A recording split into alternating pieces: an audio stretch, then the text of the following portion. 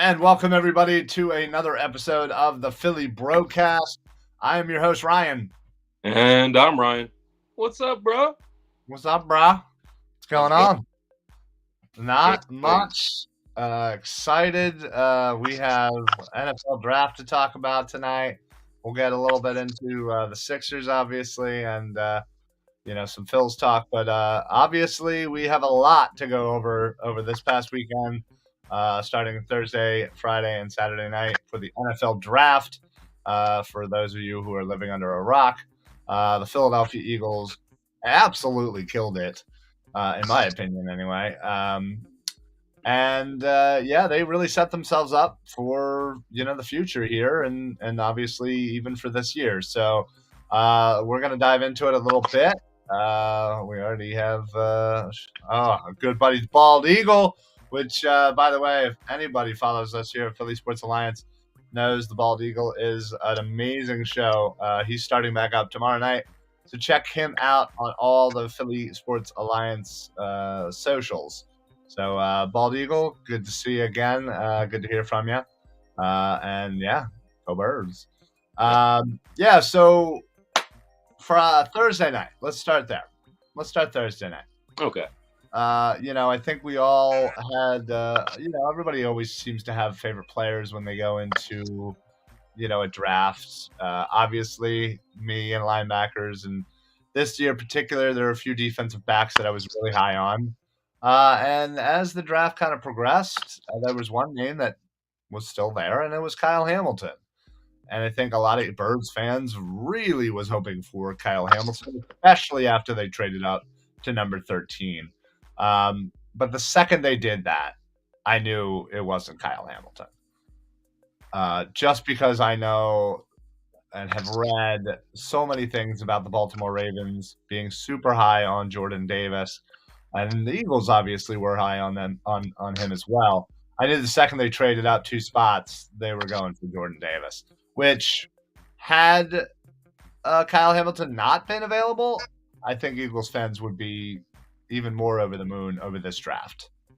Yeah, I would agree. I think we were texting during that time, and I was like, "Are we getting Hamilton? Are we going to get Hamilton?" And I kind of wanted him.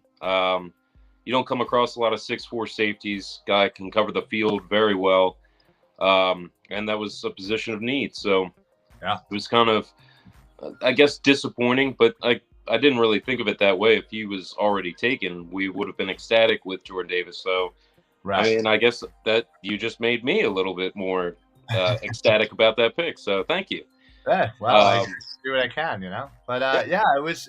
Listen, and Howie even reiterated it during his press conference. I think the following day, is when it comes to between player A and player B, they're going to go trenches. They're going to go offensive line, defensive line. That is how they build their team. That is how their MO. Whatever you want to call it. That's what they do. And he even full out said that was the case. So listen, we didn't come out with any safeties or corners in this draft through 7 rounds, which is a little surprising. But I think, again, that the way that they build their team is they feel other positions, the trenches, are more important.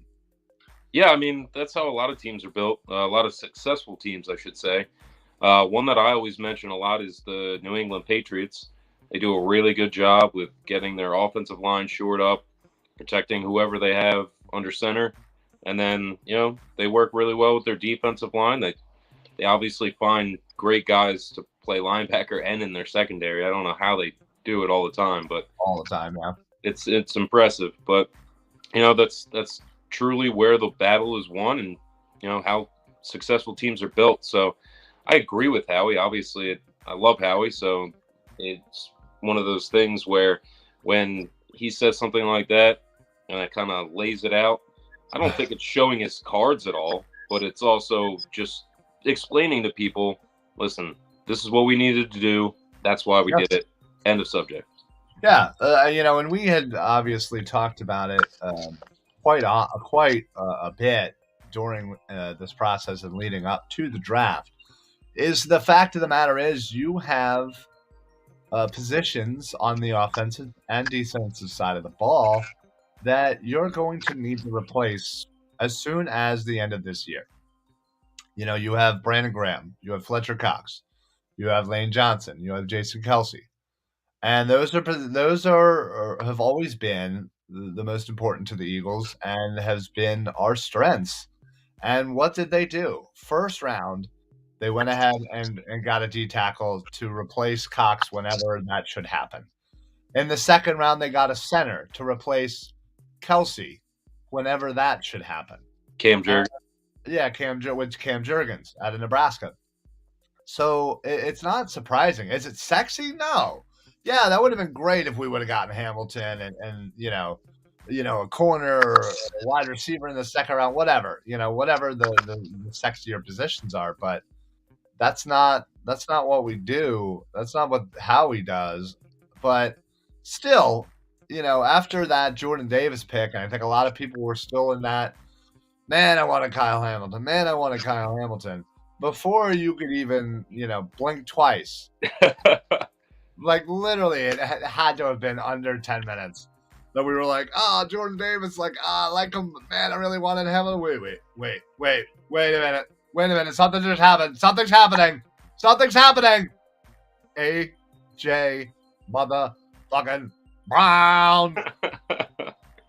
Yeah, I mean, what an amazing. That's another thing that Howie does that other guys just can't do, is manipulate picks and money and whatever he needs to do to get stuff done. He gets it done. He works it out. It's incredible. We got a proven wide receiver, one of the top 5 wideouts easily in the league. I think Pro Football Focus has him in the top 10 somewhere, maybe top 5. He's 24. 24 years old, speedster, strong. He plays bigger than his 6'1" frame. I think he's 6'1". But he's a monster. Yeah, he is a big force, and I'm so excited to have him on the field. And this is one of those things where I know Jalen Hurts is hit or miss on a lot of people, and he's been given another weapon to show us that he can throw the ball and not just run it. So not only was he given another weapon, he was given his best friend. Yeah. Like, literally, they are best friends. When A.J. Brown got drafted, FaceTime. Who was right there? Jalen Hurts. Yep. Literally right next to him when he got the phone call. When A.J. Brown got traded to the Eagles, who's the first one to call him? Absolutely. Jalen Hurts. Absolutely. And he was, A.J. Brown was talking about the story of his daughter's birthday was a little bit ago. Hurts was obviously there. And he's like, every time we get together, no matter what it is, like, doesn't matter. We're going to throw the ball around a little bit. Like, even if it's for 10 minutes, like, we will always throw the ball. So they have literally been throwing the ball around with each other for years. Yeah. For years. So I no excuses. Imagine the chemistry. And again, I know a lot of people are, a little about Hurts's accuracy, and I get all that. But when you have a wide receiver like A.J. Brown, those throws that may, go over someone else's head, A.J. Brown's the type of wide receiver who's going to go up and get that. His catch radius is beyond anybody that we have on this squad. True. And that's not, he's not 10 foot. So well, all right. I'm not saying, obviously, but what I'm saying is it's going to make Hurts look even more accurate. Hopefully. I mean, that's the whole key. That's he's got a year essentially to all of us, and maybe even 2, because I think you could stretch him out to. He's got 2 years down. Yeah, so you can stretch him out another year after this one. Yeah. Or you can franchise him or whatever. I mean, if you really are not impressed or not totally sold on him, I guess you have the capital to do what you can do next year. Yeah. So they are set up. It's all a win-win. It's all a win-win. Yeah, they are set up so beyond just this year for whatever scenario comes to the Eagles. I think they are leaps and bounds. Above the Cowboys, I almost said the other one, Commanders, and the Giants. Although the Giants I'll give them credit. They did have a really good draft. Just right off the bat, their first round was fantastic. Oh yeah, and if they ever figure out the whole Daniel Jones thing and actually get a real quarterback in there, they could be something else. But I'm not worried about that right now. But he's on the same kind of deal that Jalen Hurts is on. You got 1 year to prove it, brother. Yeah, he kind of is. So, yeah, I thought after the first round, again, we started with 3. We technically only ended up with 1, but we got 2 stud dudes. Look, I mean, think about our rotation on the defensive line with Jordan Davis. You have Cox and Hargrave. You have Jordan Davis and Milton Williams. Those are your D tackles. Like, monsters. What? Monsters. Okay. On the defensive end, you have Brandon Graham, Sweat, Arnett, Taron Jackson. These are 8 dudes that are just going to continuously rotate and keep fresh and keep everybody fresh and having, not only that, but as an offensive lineman, you prepare for who you're going up against. You're now having to prepare against twice the amount of people, essentially, because you don't know exactly who's going to be in there. Well, I mean, that's good to keep Jordan Davis fresh because guy doesn't play very much. And when he does, he's more of a run stopper than a quarterback. Sure. But again, he's 20-something years old. He's got plenty of time. Listen, I agree with you completely. I just really have that issue of I hope that this, off season and going into the year, he can get conditioned and trained up and, coached well, in which he is a big boy. I mean, fast. You run a 4.78 in a 40 over 325 pounds. That's like a moving refrigerator. How tall is he? Like 6'7", 6'6"? I think I have it here somewhere.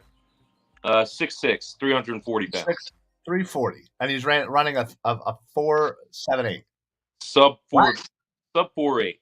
Yeah, that's insane. Yeah, I would be lucky to run a. I'd be lucky to run a sub 6. But that's my whole point, is that you got like one of those runs out of him. We didn't see the after, where he was probably getting oxygen on the side after he ran that. Maybe. Or maybe even eating a Big Mac after it, just like, all that energy. Yeah. So, I mean, I hope that, he can get that conditioning and, really get after the quarterback, because that's one of the things we were looking for. And he's going to learn from two great defensive tackles in Cox and Hargrave. That's the beauty of all these picks, is that we've added depth, but we've also added, somebody behind a veteran who can come right in and teach them the ropes. Eric checks in. Hey guys, great show. Beyond excited after the draft. Yeah, Eric, we are too, man. Yes. I thought they killed it.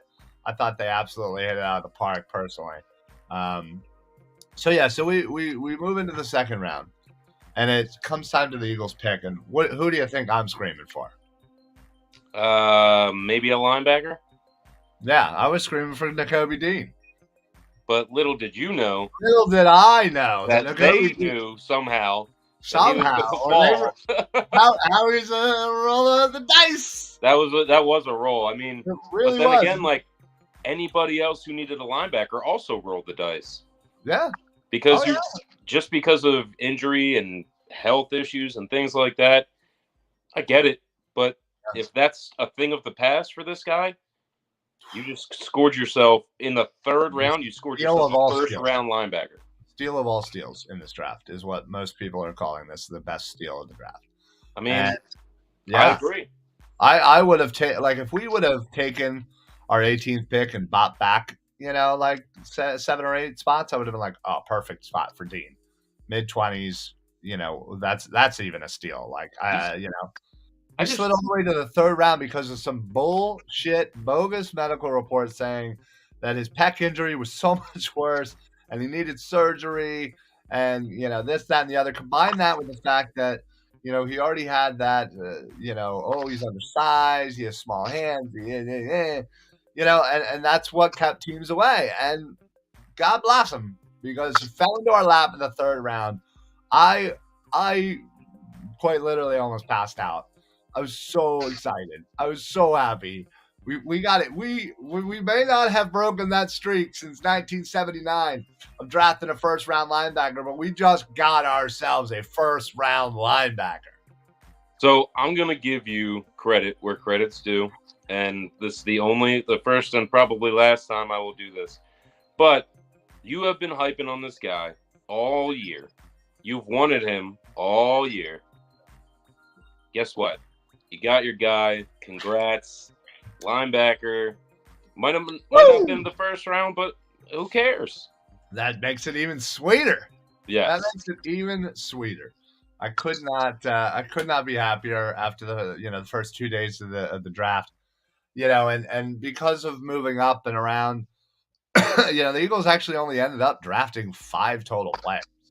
We had, at one point, I'm pretty sure we had like 11 draft picks. And somehow we only ended up with 5 picks. So after Nakobe Dean, we didn't have one in the 4th round. Well, we did have one in the 5th, but eventually traded that back. So the next picks we ended up having are in the 6th round. Pick, I think, 181 and 198. Yep. Taking another linebacker. What? Kyron Johnson from Kansas. Absolutely. I did like this guy. Probably in like the 4th round, to be honest. So again, I think he kind of slipped there a bit as well. Had a pretty productive career at Kansas. And then the next pick at 198, we take a tight end from SMU, Grant Calcaterra, who played with Jalen Hurts at when they were at Oklahoma, because Calcaterra was at Oklahoma first. So again, he gets he gets picked and calls up his buddy Jalen Hurts and says, "What's up? Hello." More and more reasons why Football. Jalen Hurts is like hooked up this season. I mean, even though Calcaterra probably won't see much field time, it's still one of those things where when he does, you still have that rapport with the quarterback. You still have, that familiarity. So, I mean, it's great. The only thing with Calcaterra that I was like instantly reading, it's funny, like I went to a wedding on Friday, and on Saturday, me and a bunch of my friends were talking about like the picks. And it's like, all right, who are the Eagles going to pick? And how are we going to trash this guy in about 15 to 20 seconds? So look up everything negative about every player. And the one thing with Calcaterra is he's had like concussion issues in the past. So hopefully, God willing, that's done, because that's very serious. Sure. And we would hope that he doesn't have any more concussion, head injuries, anything like that. But it is one of those good picks. I really do like Kyron Johnson a lot. Yes. He's another speedster. The guy ran a 4.4. Like, that's like wide receiver speed. Yeah. And he's a linebacker. Right. I mean, maybe, I don't know how you would feel about this, but maybe some speed leading to a little bit of transition to a safety, maybe. I don't see it. I mean, there's people that say that Nakobe Dean could even be one of those guys. 1,000% now. Yeah, where he's like I've heard it. Trust me, I've heard it. Oh, I'm sure you have, but those people who are saying that are morons. It's not like moronic to think that, because there are plenty of examples in which linebackers have moved to safety. You're right. And done well. You're right. I know. You're right. But not with the Nakobe Dean. I will tell you that 1,000%. Well, that's why I said it was 100%. Johnson. I agree with you. Yes, if I had to pick one, it would be Kyron Johnson. But again, we want Dean to bulk up and be our freaking linebacker. You're right, but I don't see it with Kyron Johnson either. I can't with speed like that. I can. I don't think it's happening at all. Sorry. I listen.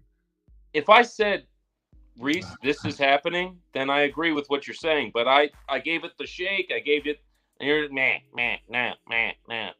Hey, it's possible. All right, Debbie Downer. Well, I want to address those Dean people that were talking about Dean.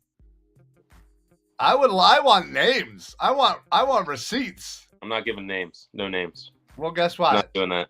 You got to go. I think I know now. Oh, I think I know who it is. You can check. We'll talk after, and I'll give you a head shake. I know exactly who it is. Anyway. Like you're wrong, sir. You're wrong. Overall, great draft. Great to get two linebackers. I wanted somebody on the offensive line. I got poo-pooed on that by a couple of people named Ryan and Eric at one point for early round offensive line help. But that's okay. We did it anyway, and I'm happy. No. Yes. Your memory is wrong again. You were saying third, fourth, fifth round, go for the... No one poo-pooed it. No one said it was not going to happen. We all agreed that it was a pick that needed to happen, yes. And if there was somebody that they felt comfortable enough to select that early, then yes. But I personally didn't think they were going to do it. That's the only thing that I said, is I don't think they would do it that early. They did. Great. And they got their guy. Hell, Kelsey got his guy. The man literally handpicked the guy and said, he's my favorite prospect of the last 3 years. He's the one that's most like me. Yeah. He's short like him, too. Well, yeah, and he can get to that second level like him, too. It's so funny because, like, he's said it to be undersized at 6'3", 300 pounds. I know, right? Like, only in the NFL is that undersized. I know, right? Like, all right, you know what? I'm at least 6'3". Let me quick gain 100 pounds. And then I can... And some God-given athletic ability. Ooh, that hurts. I do have a little bit of that. Yeah, for cornhole. I'm pretty good. I'm not gonna lie. I know. I'm your teammate. So. I know. We freaking dominate, baby. Anyway, all that does is just make me want to tailgate, like right now. Right now. Why don't you come over? We'll just start tailgating. I'm on my way when the show's over, sir. Let's go.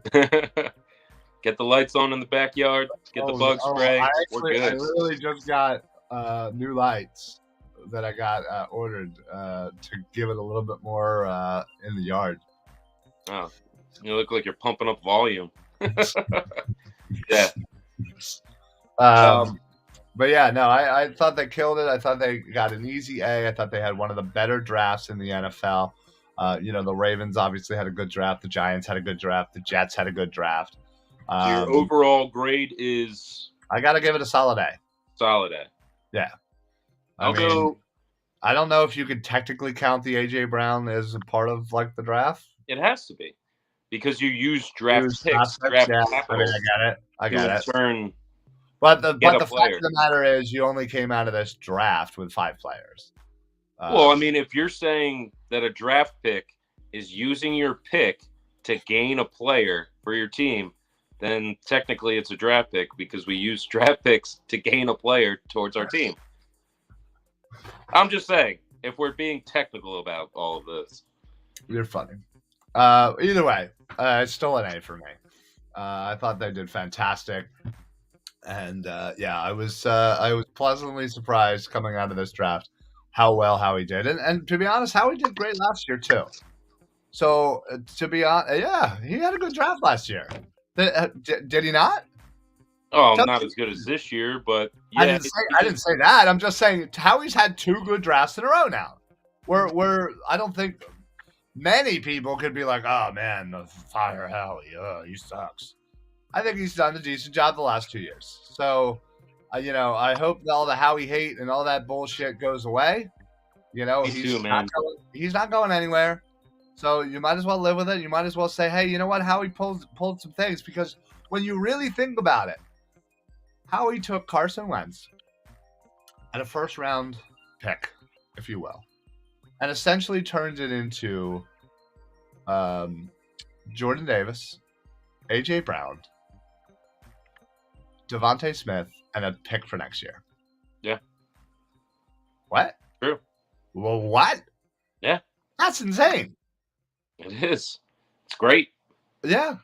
And considering that Carson Wentz is on his second team since he left us. Right. Hilarious. But,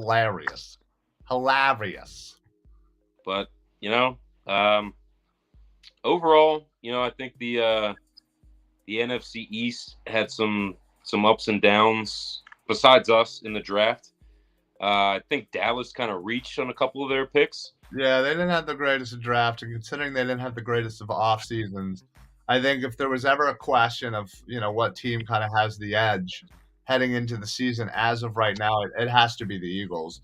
Just given all of the losses from Dallas, their subpar draft, and the Eagles, additions that they've been doing in this offseason, plus their amazing draft, getting A.J. Brown and Reddick and a couple other guys bringing into the fold, I think the Eagles are clearly ahead of the Cowboys right now. Just one thing, just real quick. Sam Howell, quarterback from UNC. Yes, quarterback. He is going to be somebody to watch. And I'll tell you that just from the fact that last year he was coming into this draft as like a top quarterback and then just kind of fell off. Yeah. He had not a great team at UNC.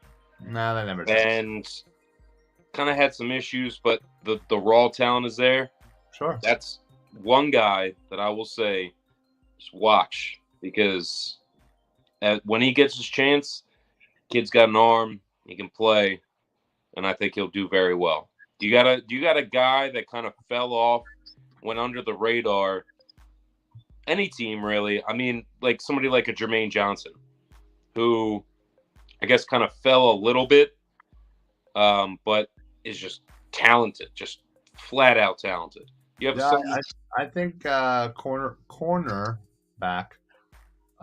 Andrew Booth I was shocked that he fell into the second round. I thought he was an easy day one first round prospect.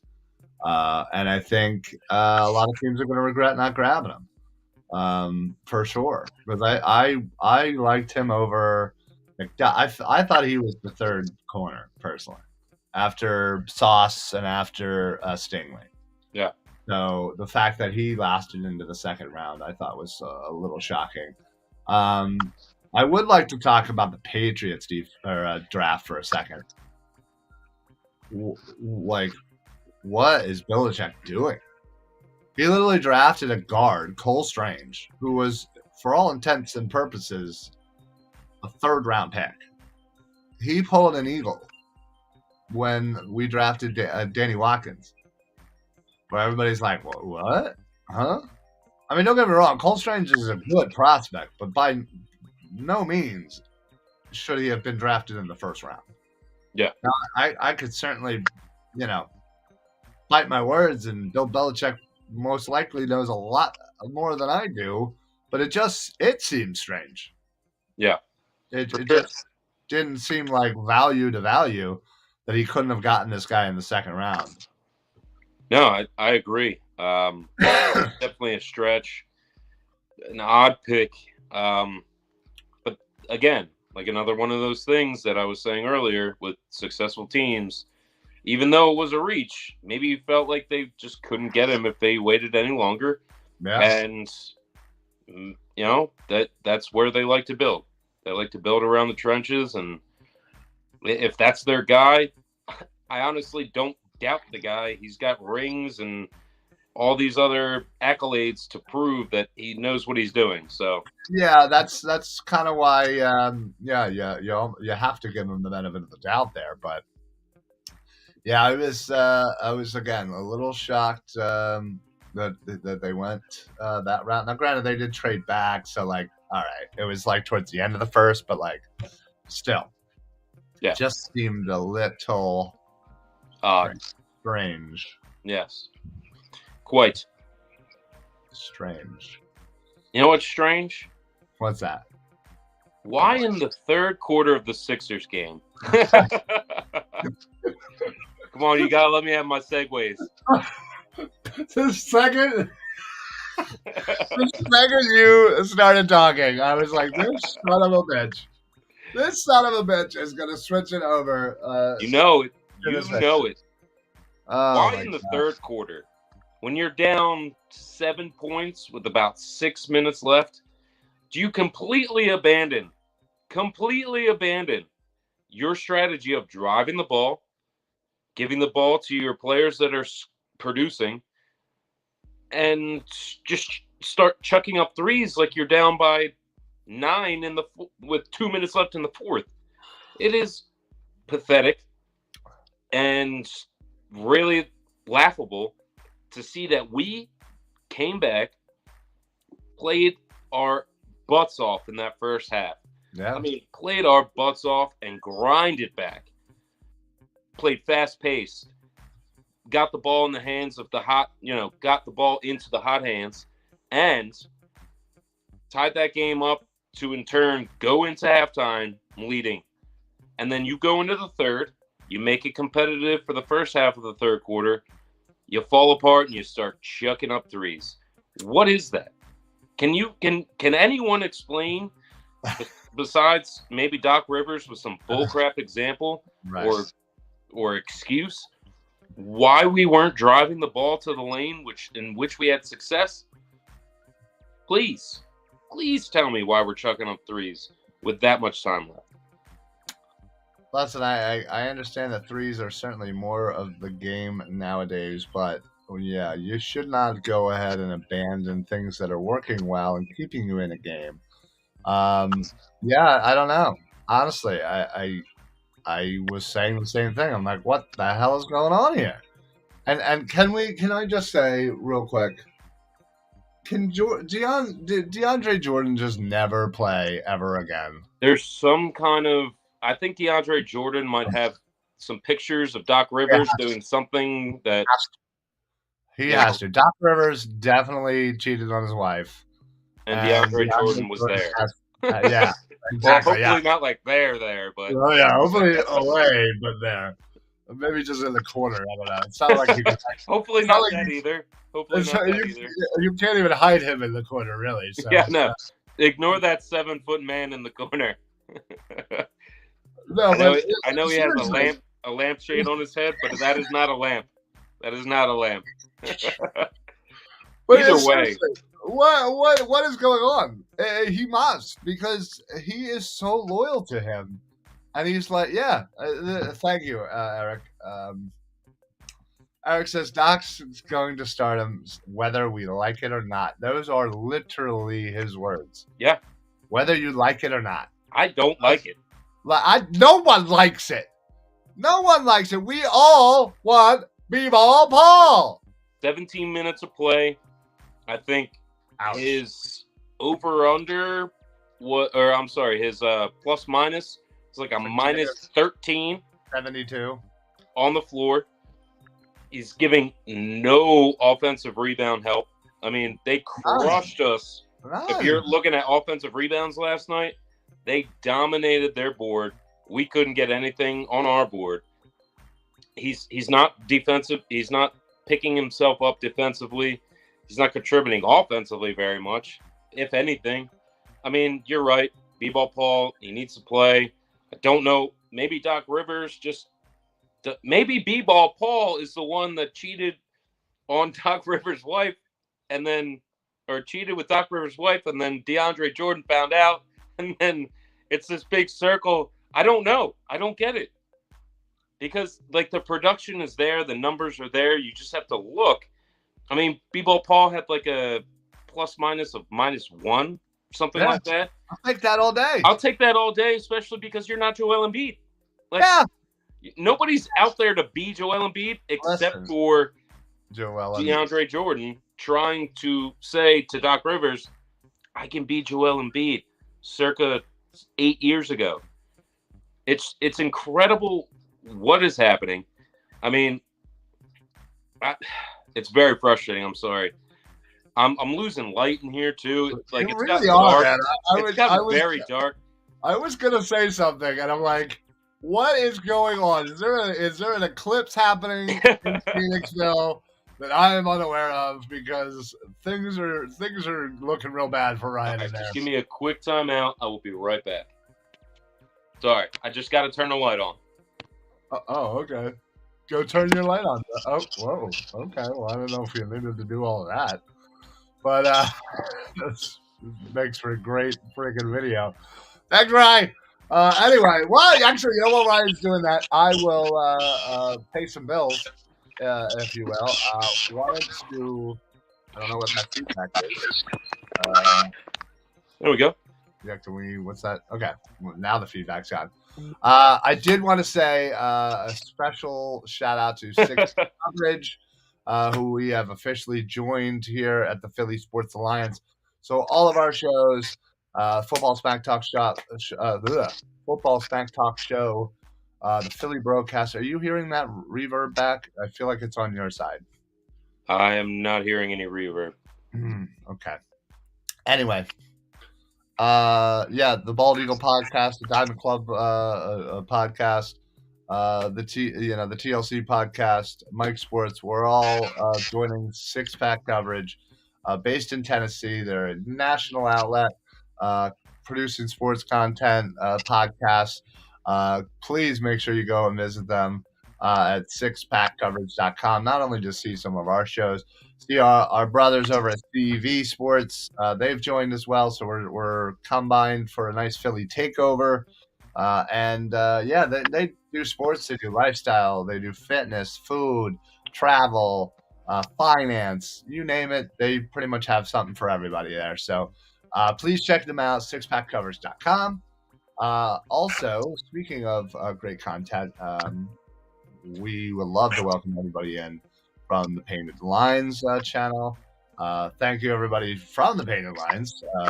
Just great people. We're streaming to their YouTube. They're streaming to our Facebook.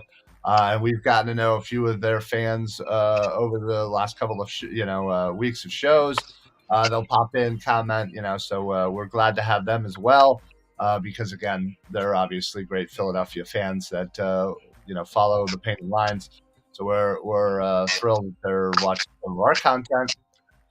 So if you have not heard, please go over to thepaintedlines.com for insane breakdowns on not only the draft, they did so much stuff for the draft, like bar none, some of the best stuff I've seen. And I was lucky to be a part of just even a small part of it. But yeah, they do post game reactions. So after every Sixers game, after every Eagles game, Phillies, like you name it, they're there doing stuff. So shout out to the Painted Lines. And then last but not least, I definitely want to give a humongous shout out to the official sponsor of the Philly Sports Alliance, and that is La Terrain Watches. Head on over to la-terrain.com. Use code PSA for site-wide discounts. I just copped another watch, so I'm up 2-0 on you there, bro.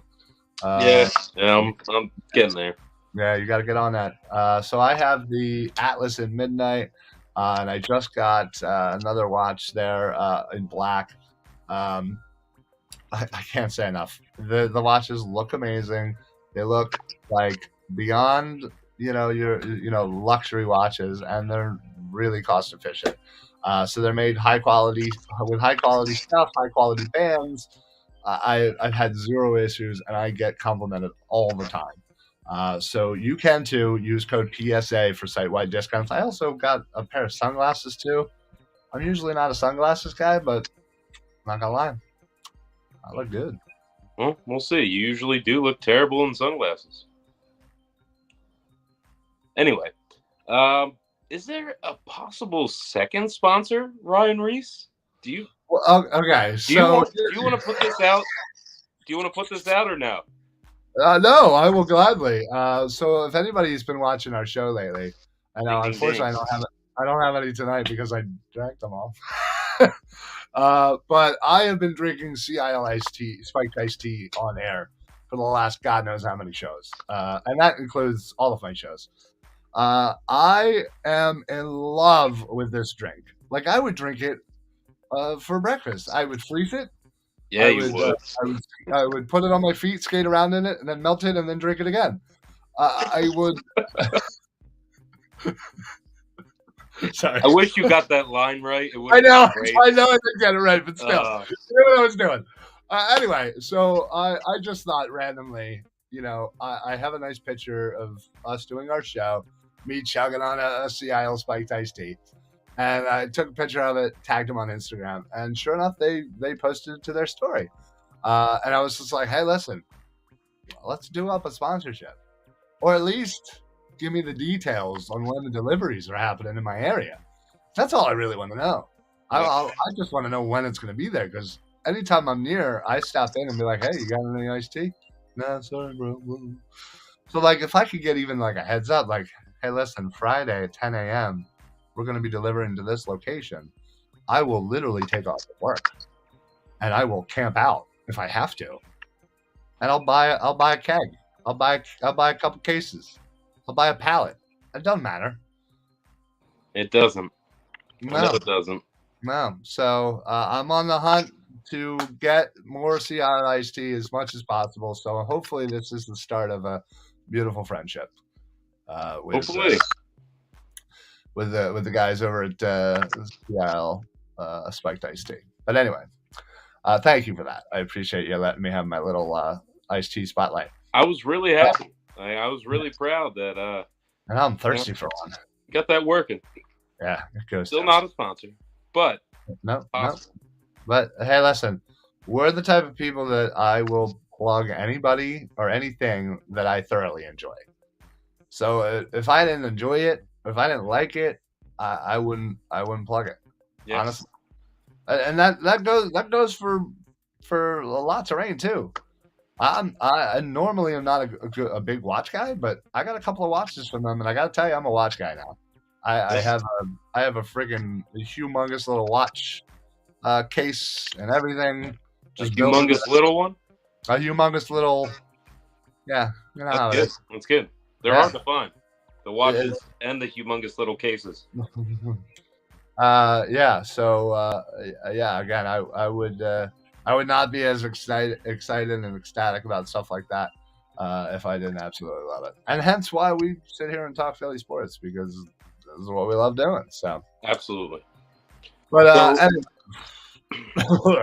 back to the Sixers. Come on. Honestly, I gotta admit, with the whole Joel Embiid thing, with for the Eagles draft that just happened, I feel myself being pushed in the Eagles direction right now over the Sixers. I was all pretty Sixered up until the draft, but once the draft hit, I felt like there was a swing. And the Joel Embiid news certainly isn't helping. I'm not saying I'm like out on them or anything like that. Like, let's not go crazy. It's just I am a slight less than enthusiastic than I was a week ago. Let's just say. Don't get it. I don't understand how that could be possible. Sixers are in the midst of a run. You're right, but I'm always going to be Eagles first. Of course, I am too. But the Sixers are now. They are playing now. That means that they are literally in the midst of a playoff series, which could get them to the next, which could get them to the champion. Like, I don't understand why you might be more Eagles right now, because literally the Sixers are playing right now. Like, there's no question who you should be more in tune with. I mean, it should be the Sixers. Regardless, I just want to say that I'm happy that Tobias is playing well. Hell yeah. I'm happy that Maxey has just continued his tear of being grown up right in front of our eyes. It's incredible to watch. Agreed. Again, looking for more from James Harden. I mean, overall in the playoffs, he's averaging 18.6, which isn't terrible, but it's not James Harden. It's not good enough. I mean, averaging the 10 assists-ish that we're kind of looking for. But, again, we're looking for like 15, so get on that. He's driving to literally get fouled, and that's what's becoming an issue because he's not finishing. So I'm looking for him to step up. I mean, I'm looking for Niang to never shoot a shot ever again. I'm pretty sure at one point he put up a shot as I think it was, I guess, Kate Scott or whoever was doing the announcing just said, he's 0 for 6 right now. Make that 0 for 7. And that means stop shooting. It's just, it was ridiculous because it literally looked like Doc Rivers was planning his game plan around moving the ball and then having just George Niang shoot the ball. I mean, overall, yes, he's a good shooter. He can do well, but to be honest, that's not the time to be just forcing threes. And I mean, this is between that halfway through the third quarter mark where we're down by 7, 8 until, the midway through the fourth quarter where, if he hits it or if Danny Green hits it or if something happens, maybe the momentum changes. But I think you could have kept that game close if you continued to do what got you to that point. And, I mean, without Joel Embiid, they made it a game in the first, however many minutes, first half and first half of the third quarter, really making it a game. So one of the things that I'm looking for is Tobias continue his streak. I guess I shouldn't call it a streak, but continue the consistency. And, somebody like Danny Green can get hot. He'll hit some threes. You can get closer in the game through that. You have Maxey, who's going to be consistently putting up like that 22, 23. He's averaging 21 right now. And then if you can win this next game in Miami and then come home 1-1 and possibly get Joel Embiid back, that is huge. Because if we can get him back, I mean, of course, he'll probably be wearing a mask of some sort or protection, if you will. I mean, that's going to be huge because obviously it blocks or inhibits vision and stuff like that. But really getting him back into that game, being physical, being around the rim, huge deterrent for them to, try and do a lot of the stuff that they were doing. And I don't know if Tyler Hero is going to hit shots the way he was hitting them last night. Every game, he's very talented. He just won Sixth Man of the Year, by the way. Yeah, he did. But it's one of those things where Miami looks pretty good, but did they look like a team that should crush the Sixers? No, not at all. No, that's the thing I think that was disappointing is the fact that last night was probably the night you could have stolen one. Yeah, and they just didn't. Eric chimes in. The bench needs to be better. And what is a rebound? They killed us on the boards. Crushed us. Comes back to your DeAndre Jordan comment. Especially on the offensive glass. It's awesome. Crushed us. I mean, they literally were just hungrier because you saw, like Eric's saying, how they can kill us on the rebounds. But it's them getting offensive rebounds that really bothers me. Because that's our opportunity to take their miss.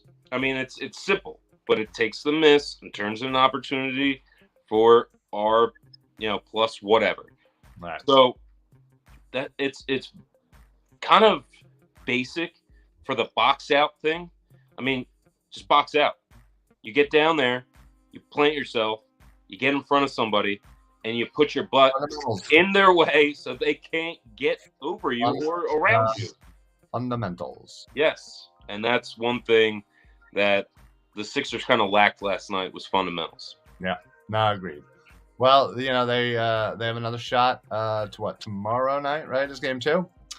And yeah, like you said, hopefully Embiid is ready when the series switches home to Philly and is able to come out there with his little Phantom of the Opera mask.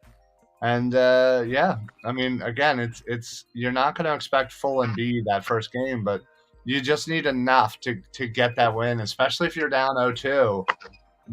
Obviously you need to win the next 2 easily.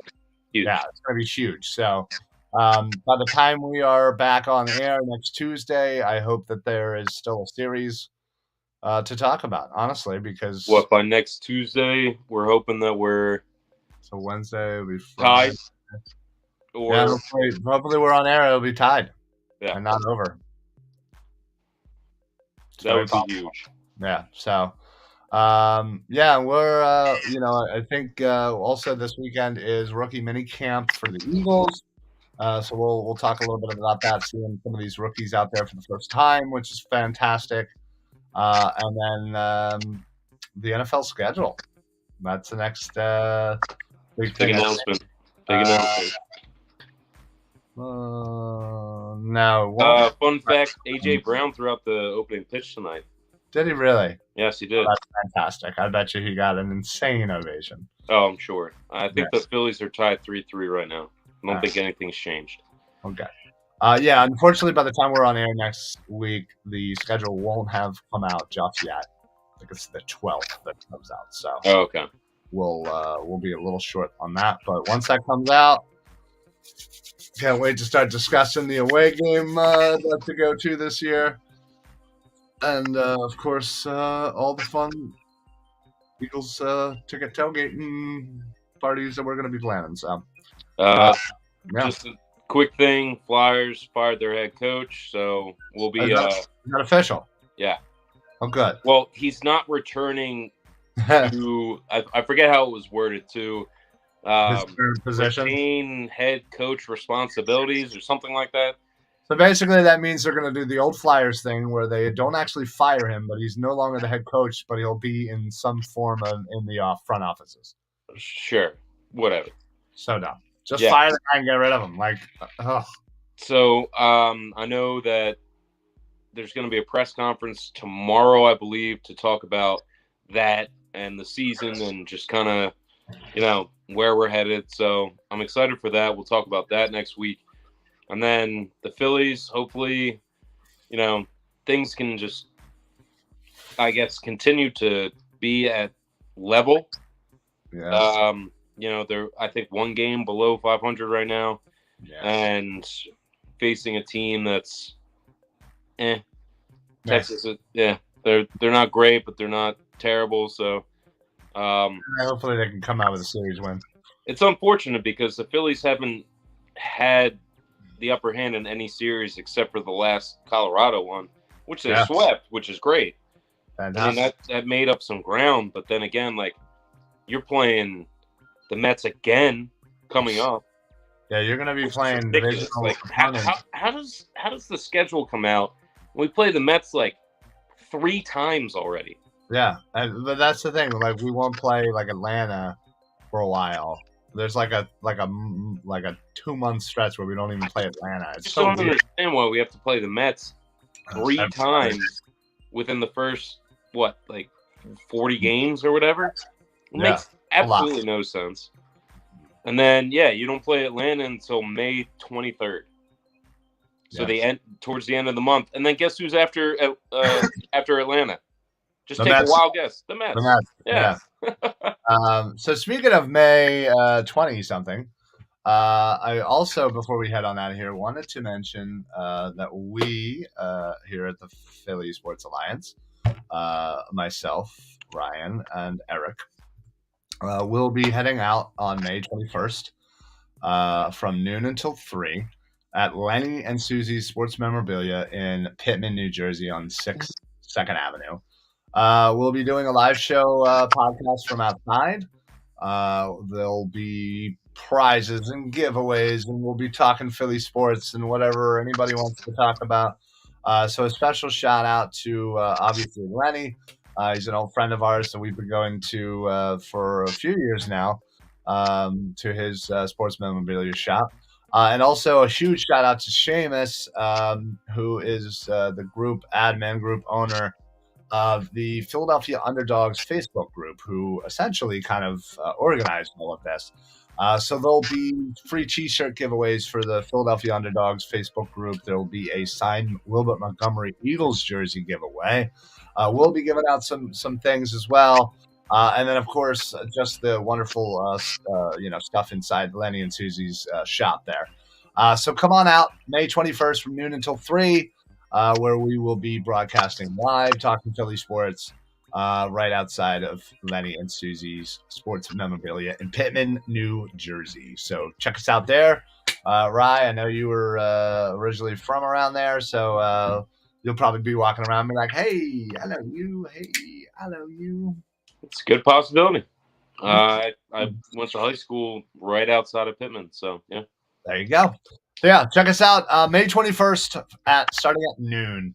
And don't forget, lots of prizes and giveaways. So, well, that's it for us tonight. We are, we're going to head on out of here. But obviously, before we go, Ryan, I know you have your little trivia. See if you can stump me again. I think last week I didn't. But the week before I nailed it? No, last week I think you got it, and then the week before I'm like 55 years. We'll see. Yeah.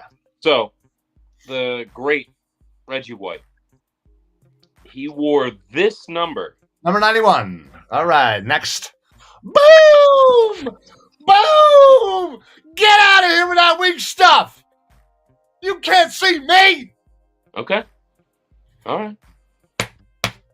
So in his rookie year in 1985, Reggie White wore 91, and then subsequently switched to his famous 92.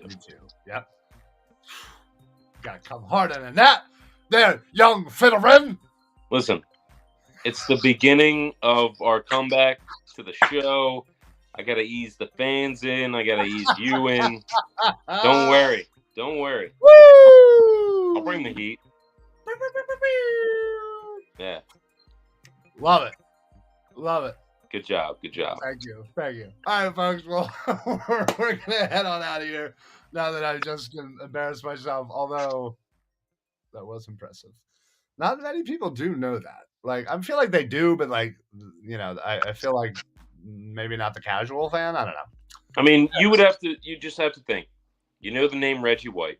You know he was on the Eagles. You know he was on the Packers. Famous, best ever, or Carolina. One of the best ever. So, yeah, I would say that not many casual fans do know that. So, yeah, no, agreed. All right, well, we will see you guys next week. Another Tuesday night edition of the show. Make sure you check out all of the remaining shows on the Philly Sports Alliance. Our good buddy who we talked to earlier today, Sean, a.k.a. the Bald Eagle. His show is coming back tomorrow night. I believe 7 o'clock start time.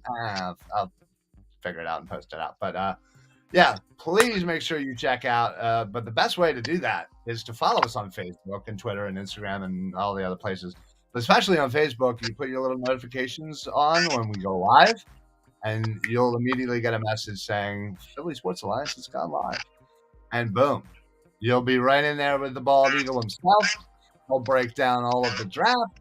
And honestly, if you really are looking, even if you want to look at like last year and some of the, the games, hey, I really wanted to look into the second Cowboys game or whatever it was. Check out the Bald Eagle podcast. I'm dead serious. Check it out wherever you find podcasts, Spotify, Apple, Google, whatever. Check him out. He literally breaks down game by game, play by play, the review of the game, and tells you from somebody who played the game, because he did play the game semi-professionally, but still a lot better than those who certainly haven't. But he'll tell you exactly what happened, why it happened, what went wrong, what went right. It's an absolute amazing podcast for him, especially after an Eagles game. So highly recommend it. His return is tomorrow night, so I cannot wait for that. So check that out, and check out all the other shows on the Philly Sports Alliance. Again, you can check us out on sixpackcoverage.com. You can check us out on the Painted Lines YouTube channel. And then, of course, everywhere where social media happens. Like, follow, subscribe, rate, whatever, review. And then anywhere where your podcasts are available. So that's it for us. Thanks so much. Don't forget, we will be back here next week on Tuesday for the Philly BroCast. So for the Philly BroCast, I'm Ryan. And I'm Ryan. Peace out, bro. Later, brah. Everybody have a great night. We'll see you next week. Go Birds. Go Birds.